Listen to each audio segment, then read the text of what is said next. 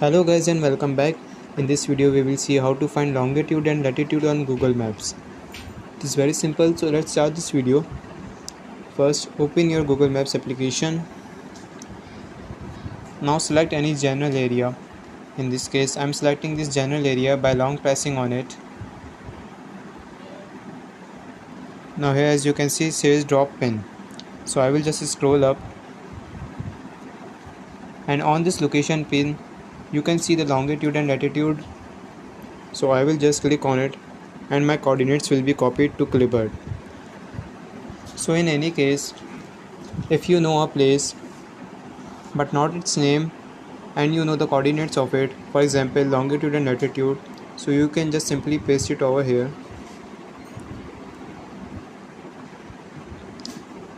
and as you can see it gives me the location of the same place from where I have copied the clipboard. So it is very simple.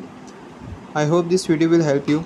If so, please consider liking this video and subscribe this channel.